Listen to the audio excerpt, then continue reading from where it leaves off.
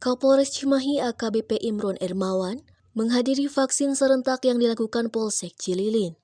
Acara yang dihadiri Camat Cililin Opa Mustopa, para kepala desa di Kecamatan Cililin dan Cihamplas, juga tampak hadir Pasiter Pusdikpasus Mayor Mustafa yang mensupport kegiatan itu. Selain menghadiri vaksin serentak, Kapolres juga mengikuti Zoom meeting para Kapolda yang melaporkan kegiatan di wilayahnya masing-masing kepada Kapolri akan capaian vaksin yang telah dilakukan. Dalam gebiar vaksin dosis 1, 2, dan 3 booster itu menggunakan vaksin Sinovac dan AstraZeneca dengan tenaga kesehatan dari Polres Cimahi, PKM Cililin, dan Mukapayung. Sementara bagi warga yang telah divaksin mendapat bingkisan minyak goreng, sehingga beban warga dapat sedikit diringankan terkait dengan mahalnya minyak goreng. Di tengah kegiatan vaksin, Camat Cililin Opa Mustopa didampingi Kapolsek Cililin Ibtu Arif Nurrahman menyatakan sebagai berikut. Target untuk Kecamatan Cililin 90%.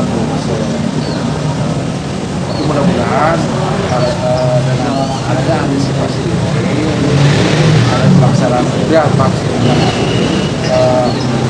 Kopicam tingkat Kecamatan Cililin. Mudah-mudahan cepat terantisipasi dan karena antusias masyarakat sangat mendukung terhadap vaksin yang dilaksanakan di Kecamatan, Polres, Pak Jamil, Bud, Menggiring, para di wilayah garapannya masing-masing, antusias masyarakat sangat respon.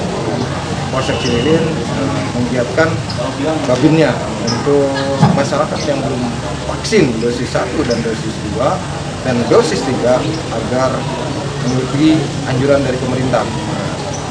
Kita di Kecamatan Kopicam mengadakan gebiar vaksin pada hari ini, hari Rabu tanggal 9 2022 untuk mengadakan gebiar vaksin. Mudah-mudahan kedepannya kita juga bisa melaksanakan gebiar vaksin kembali.